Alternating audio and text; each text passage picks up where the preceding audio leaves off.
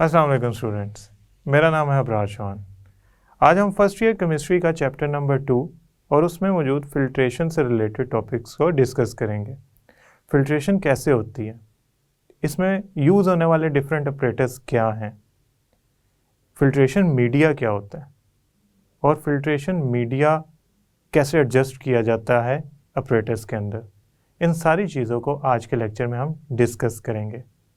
तो चलते हैं हम फिल्ट्रेशन की तरफ।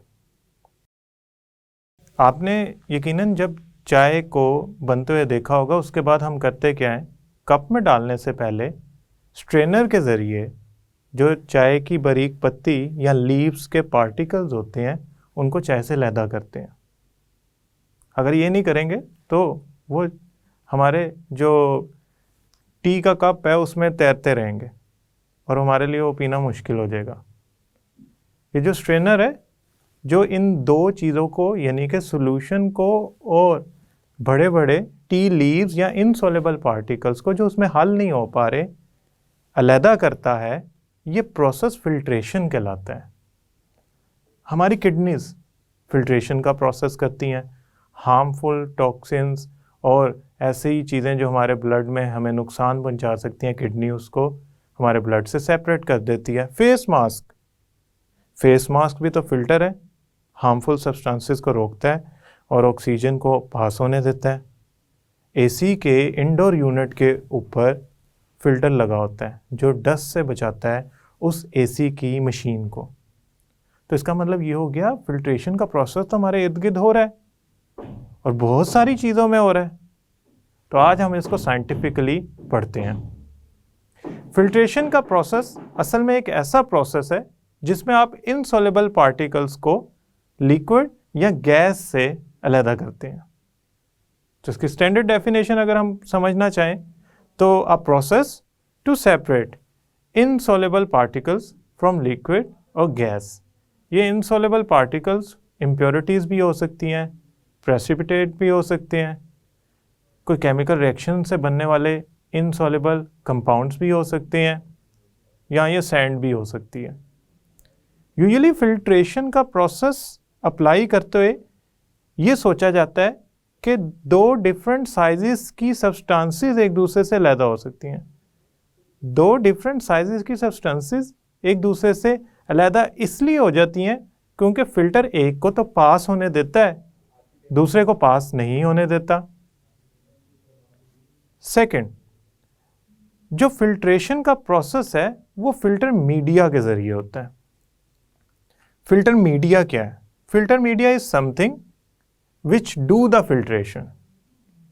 फिल्टर मीडिया एक ऐसी चीज़ होती है जो फिल्ट्रेशन करती है। फॉर एग्जांपल, लेबॉर्ट्री में हम फिल्टर पेपर यूज़ करते हैं, ये एक फिल्टर मीडिया है। क्लॉथ, ये भी फिल्टर मीडिया है। दूसरा वायर मैश जो स्ट्रेनर की तरह का होता है, ये भी फिल्टर मीडिया है। समटाइम ऐसा होता है कि कुछ ऐसे केमिकल हम यूज़ कर रहे होते हैं जो इंतहाई करोजिव होते हैं। Concentrated sulphuric acid, concentrated HCl hydrochloric acid, KMnO4 concentrated, ये सारे ऐसे ज़बरदस्त किस्म के अग्रेसिव केमिकल्स हैं जो फिल्टर पेपर को रिएक्ट कर सकते हैं, जला सकते हैं, ख़राब कर सकते हैं। तो ऐसी सूरत में हम एक स्पेशल किस्म का फिल्टर मीडिया यूज़ करते हैं फिल्ट्रेशन करने के लिए, उसका नाम है एस्बेस्टॉस फिल्टर। अगर हम फिल्ट्रेशन फिल्टर पेपर के ज़रिए करते हैं तो वो थोड़ा स्लो प्रोसेस है, लिहाजा साइंटिस्ट फिल्ट्रेशन के प्रोसेस को मॉडिफाई करते जा रहे हैं। लेकिन हम ऐसा करते हैं कि हम सिंपल फिल्ट्रेशन के प्रोसेस को स्टडी करते हैं। सिंपल फिल्ट्रेशन के प्रोसेस के लिए फिल्टर मीडिया चूज़ करते हैं, फिल्टर पेपर। लेबॉर्ट्री में जो फिल्टर पेपर यूज़ किया जाता है वो ग्रेड 1 का होता है। वॉटमैन एक कंपनी है, उसका ग्रेड 1 का जो फिल्टर पेपर हम यूजुअली यूज़ करते हैं अपने लेबॉर्ट्री में, वो वाइट कलर का गोल शेप का भी हो सकता है, उसकी स्ट्रिप भी हो सकती है। फिल्टर पेपर कौन सा चूज़ करना है ये इस बात पे डिपेंड करेगा कि कौन से पार्टिकल आपने अलहदा करने हैं। अगर तो फाइन पार्टिकल्स हैं तो उसके लिए लेबॉर्ट्री का, जैसे सैंड हो गई, लेबॉर्ट्री का सिंपल फिल्टर पेपर ग्रेड 1 का चल जाएगा। ग्रेड 1 का फिल्टर पेपर वॉटमैन कंपनी का अपने अंदर एक ख़ास साइज़ के पोर्स रखता है। वो पोर्स सैंड के पार्टिकल्स को तो रोक लेते हैं, जैसा कि आपको नज़र आ रहा है कि ये एक फ़िल्टर पेपर है। इस पे जब हमने वाटर और सैंड के पार्टिकल्स को डाला तो वाटर के पार्टिकल छोटे होने की वजह से उसमें से गुजर गए। सैंड के पार्टिकल उन पोर्स में से गुजर नहीं पाए, उसकी वजह इन पोर्स का साइज़ छोटा होता है, तो ये सैंड के पार्टिकल्स को रोक लेते हैं। इस तरह फ़िल्टर पेपर सैंड को अपनी सरफेस पे रोक कर वाटर को क्लीन कर देता है, प्योरीफाई कर देता है। तो फिल्ट्रेशन के ज़रिए हम अपनी सैंपल को प्योरीफाई भी कर सकते हैं और इम्प्योरिटीज़ को रिमूव भी कर सकते हैं। ये ग्रेड 1 का जो फ़िल्टर पेपर हम यूज़ कर रहे हैं, इसमें जो पोर्स हैं वो 11 माइक्रोमीटर के हैं एवरेज। अब हम ऐसा करते हैं, इलेक्ट्रॉन माइक्रोस्कोप से देखते हैं ये जो हम फ़िल्टर पेपर यूज़ कर रहे हैं ये दिखता कैसा है। असल में ये फ़िल्टर पेपर सेलुलोज फाइबर से मिलकर बना होता है, और जब ये आपस में जुड़े हुए होते हैं या बुने हुए होते हैं तो इनमें छोटे छोटे ब्लैक कलर के होल्स डेवलप हो जाते हैं। ये पोर्स, सुराख, होल्स असल में बहुत छोटे हैं, ये हमें आम आंख से नज़र नहीं आएंगे। We cannot see it with the naked eye. फिर क्या करें, इसको हमने इसीलिए इलेक्ट्रॉन माइक्रोस्कोप के ज़रिए देखा है, और आप देख रहे हैं कि काले रंग के ये जो सुराख हैं ये इंतहाई छोटे हैं और माइक्रोस्कोप से देखने पे नज़र आए हैं। इनका साइज़ 11 माइक्रोमीटर होता है। आप अंदाज़ा लगाएं कि हमारी बाल की थिकनेस, जो हेयर्स होते हैं, फाइन हेयर्स, मैं कोर्स हेयर्स की नहीं बात कर रहा, सिंपल फाइन हेयर की जो थिकनेस होती है वो अराउंड 17 to 20 माइक्रोमीटर होती है। तो 11 माइक्रोमीटर यानी कि 11 माइक्रो 10⁻⁻⁶ मीटर, 11 माइक्रोमीटर इतनी छोटी क्वांटिटी है कि नेकेड आई से वो पोर आप देख ही नहीं सकते। तो ये एक रेगुलर फिल्टर है 11 माइक्रोमीटर पोर साइज़ का, ग्रेड 1 का, जो हम लेबॉर्ट्री में यूज़ करते हैं for the process of filtration. अब फिल्ट्रेशन को करने के लिए एक प्रॉपर इक्विपमेंट असेंबल करना है। उस इक्विपमेंट के कुछ पार्ट्स हैं। सबसे पहला फनल, इसे कॉनिकल फनल भी कहते हैं। इस कॉनिकल फनल के दो हिस्से हैं, ऊपर वाला हिस्सा कॉन कहलाता है, नीचे वाला स्टेम कहलाता है। ये ट्यूब होती है बारीक सी, समटाइम इसमें क्रिस्टल्स ट्रैप हो जाते हैं, फंस जाते हैं, क्लॉग हो जाती है, तो हमें थोड़ा ख्याल रखना पड़ता है फिल्ट्रेशन करते हुए कि हम ज़रा ऐसा प्रोसेस ज़रा इस तरीके से ना करें कि हम इसको क्लॉग कर बैठें, तो हमारी फिल्ट्रेशन का फ़ायदा ही ना होगा। दूसरा जो हमने पार्ट यूज़ करना है ऑपरेटर्स में वो है बीकर। बीकर आप डिपेंड अपॉन आपकी सैंपल कितनी क्वांटिटी है, 100 ml का, 250 ml का, 500 ml का, 1 लीटर का, बीकर मुख्तलिफ साइज़ में अवेलेबल होते हैं। बीकर एक ख़ास किस्म के ग्लास से बने होते हैं। हमारे लैब में ऐसे बीकर्स भी होते हैं जो पायरेक्स ग्लास से बने होते हैं। ये बीकर क्रोजिव मटेरियल्स को होल्ड कर सकते हैं, उनको कुछ नहीं होता उनके अंदर। अगर आपने HCl रख दिया तो इसका मतलब ये नहीं है वो ख़राब हो जाएंगे। हाँ, लेकिन फ़िल्टर पेपर अगर कंसनट्रेटेड HCl में यूज़ करूँगा तो उसके लिए फ़ायदेमंद नहीं होगा, हमें उसके लिए एस्बेस्टोस यूज़ करना पड़ेगा। स्टिरर का काम होता है सोल्यूशन में ज़रा मिक्सिंग कर ले। अब वो स्टिरर ग्लास रॉड होता है। ग्लास रॉड ही क्यों यूज़ करते हैं, मेटल का स्टिरर क्यों नहीं यूज़ करते? अगर तो वो हमारे पास जो सोल्यूशन है वो हल्का सा एसिडिक है तो मेटल एसिड से रिएक्शन करती है। हम ग्लास रॉड यूज़ करते हैं क्योंकि ग्लास इनर्ट स्पीशीज़ है, वो मिक्स भी कर देगा और अपनी पार्टिकल्स को सोल्यूशन में ख़राबी का बायस बनाने के लिए छोड़ेगा भी नहीं। तीसरा जो स्टिरर है उसके बाद आते हैं स्टैंड पे। ये मेटल का स्टैंड है, यह हर लैब में मौजूद होता है। इस पे हम कॉनिकल फ्लास्क को होल्ड करने के लिए इसकी जो आर्म है, बाजू है, वो यूज़ करते हैं। इसमें हैंग भी किए जा सकते हैं थर्मोमीटर, यानी कि इसको आप बहुत से तरीक़ों से मॉडिफाई करके अपने लिए यूज़ कर सकते हैं। हम ऐसा करते हैं, इनको 1 by 1 असेंबल करते हैं। आप देख सकते हैं पिक्चर में कि हमने सबसे पहले तो ये किया कि एक स्टैंड लिया और उस पर बीकर रख दिया। उसके बाद हमने कॉनिकल फ्लास्क में फ़िल्टर पेपर की कोन बना के एडजस्ट कर दी। अब वो जो फ़िल्टर पेपर मैंने फ्लास्क के अंदर उसकी कोन के अंदर एडजस्ट किया है वो इस तरह एडजस्ट करना है कि वो प्रॉपरली फिट हो जाए।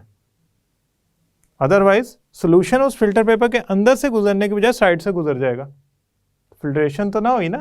फिल्टर पेपर के ऊपर से गुजारेंगे सोल्यूशन तो वो रोकेगा ना किसी चीज को। कॉनिकल फनल को आप जोड़ दें आर्म के साथ इस स्टैंड की। ये जो फिल्टर पेपर आपने एडजस्ट किया है, इसका जो साइज है कोन का वो इतना बड़ा होना चाहिए क्या कि जो इनसॉल्युबल पार्टिकल्स हैं वो इसका 1/3 या 1/4 तक फिल कर सकें।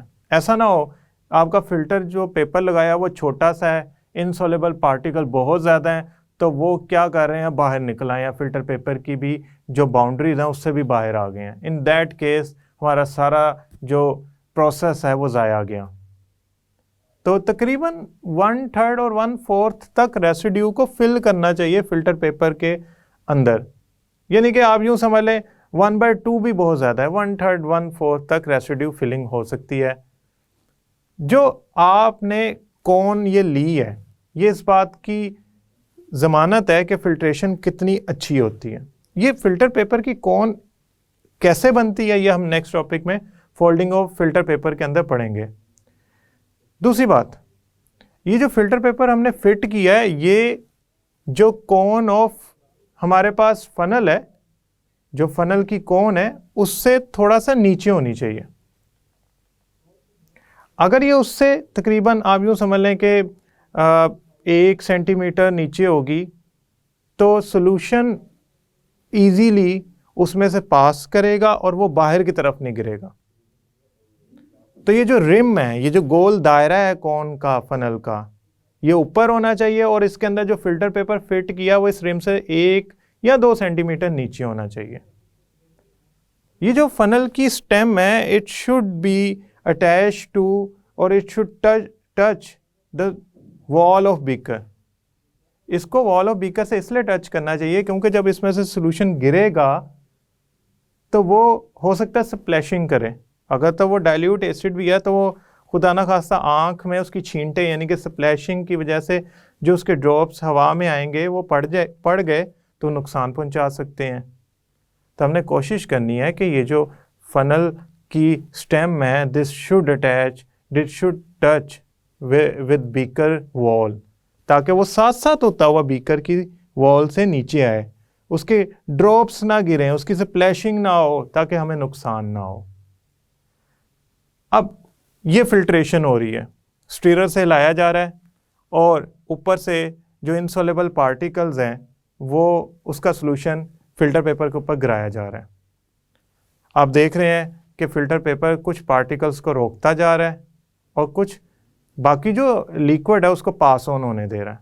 वो लिक्विड जो उसमें से गुजर जाता है वो फिल्ट्रेट कहलाता है, प्योरीफाई हो गया।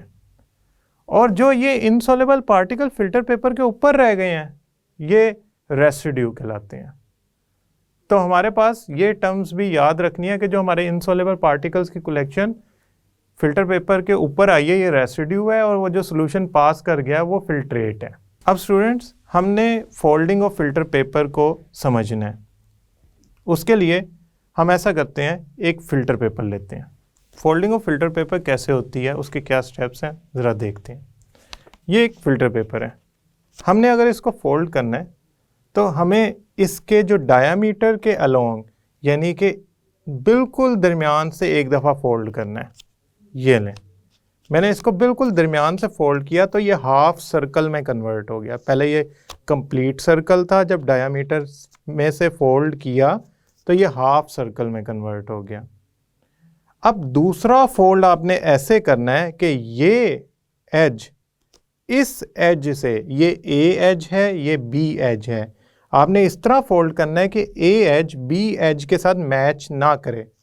मैं ऐसा करता हूँ, इसको थोड़ा सा दरमियान की बजाय साइड से फोल्ड कर लेता हूँ। आप ये देख सकते हैं कि ये दो एजेस आपस में मैच नहीं कर रहे। ये हो गया ट्वाइस फोल्डेड पेपर। अब आपने क्या करना है, इसको उस कोन से ओपन करना है। अब इसमें दो कोन्स बनी है, एक लार्ज वाली और एक स्मॉल वाली। आपने क्या करना है, इसको उस कोन से ओपन करना है जो लार्ज हो।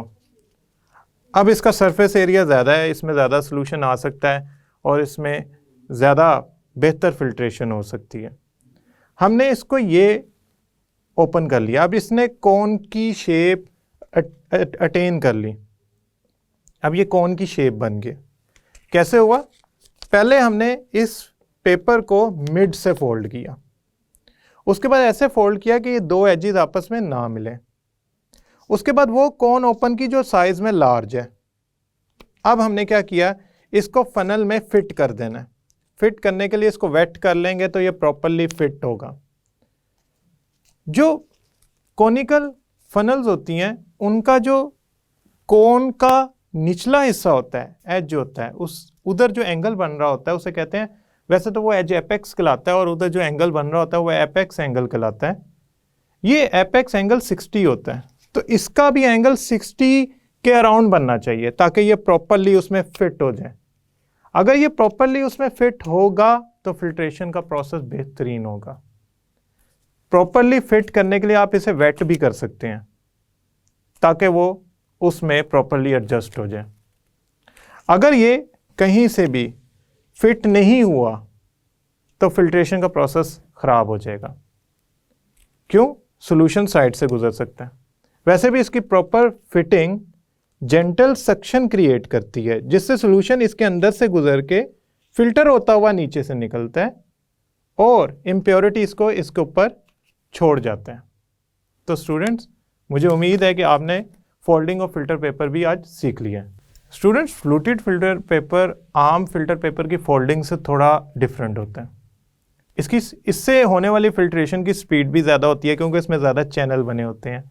ये ज़्यादा तेज़ी से सॉल्यूशन को फिल्टर करता है। इसे बनाया कैसे जाता है? इसमें मल्टीपल फोल्डिंग करनी होती है। ये पहला फोल्ड किया, दूसरा मैंने दरमियान से फोल्ड किया, अब मैंने क्या किया, दोबारा एक फोल्ड किया। जब मैंने इस तरह बहुत सारे मल्टीपल फोल्ड्स किए तो मेरे पास ये एक फैन की शेप का फिल्टर पेपर बन गया, जो चाइनीज़ फैन होता है। अगर मैं इसको ओपन करता हूं तो ये बहुत सारी चैनल्स को अपने अंदर दिखा रहा है। इसमें बहुत सारी अल्टरनेट यानी कि एक के बाद एक, ये वाली चीज़ जो है ये है एलिवेशन और ये वाली चीज़ जो है ये है डिप्रेशन। तो इसमें बहुत सारे alternate elevation depression, elevation depression, elevation depression मौजूद हैं। ये जो ये शेप बनी है इसको हम कहते हैं फ्लूटेड फिल्टर पेपर और इससे स्पीड ऑफ फिल्ट्रेशन ज़्यादा हो जाती है।